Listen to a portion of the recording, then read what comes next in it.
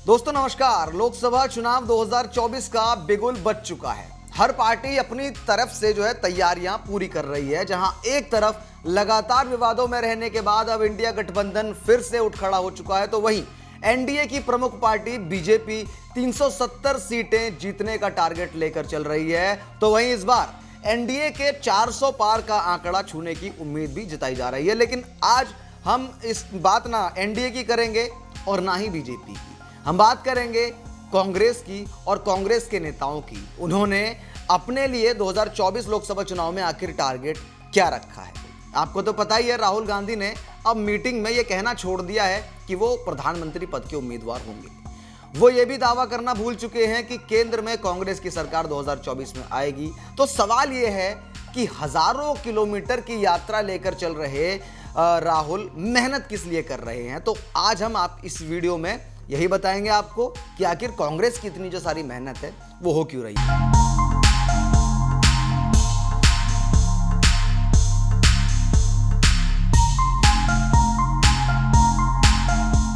नमस्कार दोस्तों, मैं हूं विकास और आप देख रहे हैं आर्य न्यूज। अगर आपने अभी तक चैनल सब्सक्राइब नहीं किया है तो इसे सब्सक्राइब कर लीजिए और वीडियो को शेयर करना ना भूलें।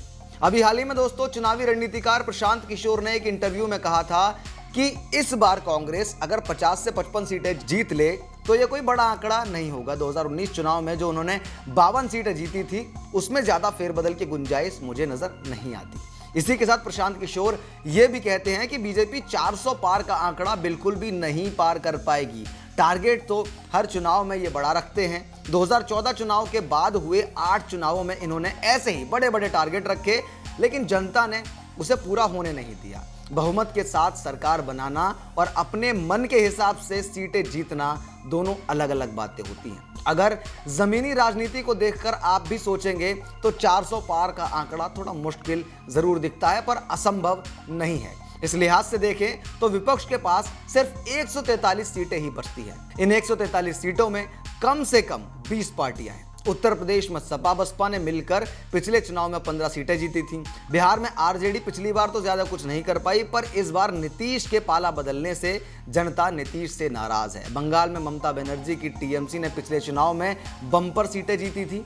वहीं सीपीआई का भी गढ़ है। उसके बगल में ओडिशा में बीजेडी, फिर दक्षिण भारत में आ जाइए तेलंगाना की केसीआर की पार्टी बीआरएसएस, आंध्र प्रदेश में चंद्रबाबू नायडू की टीडीपी और मौजूदा मुख्यमंत्री जगन मोहन रेड्डी की वाईएसआरसीपी भी है। हालांकि इसका झुकाव जो है वो बीजेपी के साथ ही दिखता है। इसके अलावा केरल में लेफ्ट पार्टियों का भी वर्चस्व है। कर्नाटक में कुमारस्वामी की जेडीएस और पंजाब की अकाली दल भी हैं।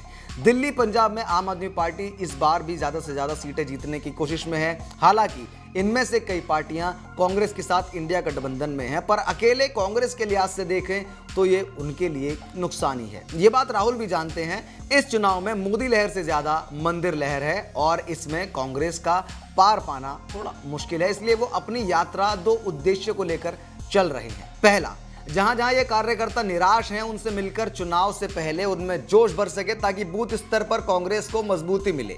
दूसरा, जिन राज्यों में कांग्रेस की पकड़ अच्छी है वहां की सीटें भी हाथों से क्यों निकल रही हैं इसकी समीक्षा खुद जाकर कर सके।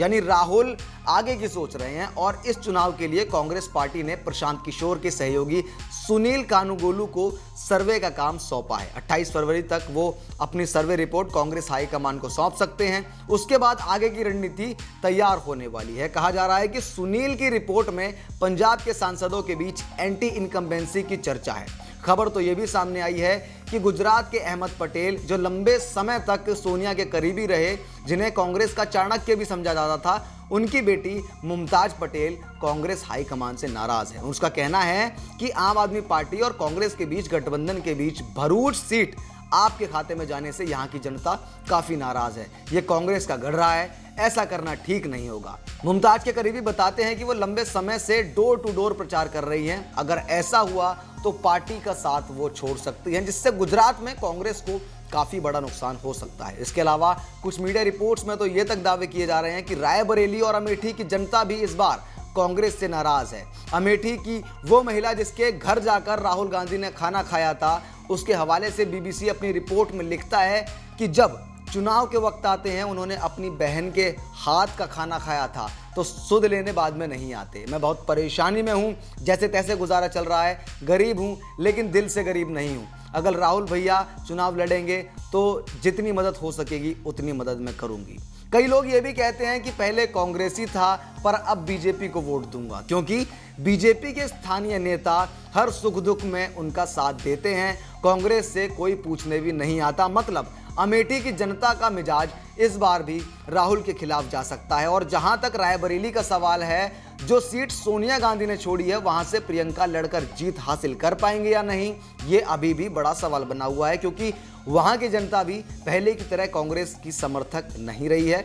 शायद इसीलिए पीएम मोदी 23 फरवरी को जब यूपी के दौरे पर गए थे तो उन्होंने साफ कहा था कि इस बार यूपी की जनता एनडीए को यहां की सारी सीटें जिता रही है। इतना तो साफ है कि राहुल गांधी अपनी यात्रा के जरिए कांग्रेस को एक बार फिर से मजबूत करने की कोशिश कर रहे हैं। उनका इरादा पहले कांग्रेस को सांगठनिक रूप से मजबूत करना है, ना कि 2024 के चुनाव में सीधे तौर पर पीएम मोदी को टक्कर देना। यानी कि आप आसान भाषा में समझ सकते हैं कि राहुल गांधी चाहते हैं कि उनकी पार्टी बूथ स्तर पर छोटे से छोटे कार्यकर्ता से लेकर हाई कमान तक सब चीज़ें एक एक करके फिक्स हो जाएं, सब चीज़ें मजबूत हो जाएं, उसके बाद अगले चुनाव में वो अपनी दावेदारी पेश कर सके। 2024 लोकसभा इलेक्शन जीतने पर राहुल गांधी का फोकस नहीं दिख रहा है। इस पर आपकी जो भी राय है कमेंट बॉक्स में बताइए। वीडियो को लाइक कीजिए। लगातार खबरों से अपडेटेड रहने के लिए सब्सक्राइब कीजिए आर्य न्यूज़ को। मिलते हैं आपसे अगली वीडियो में, तब तक के लिए नमस्कार।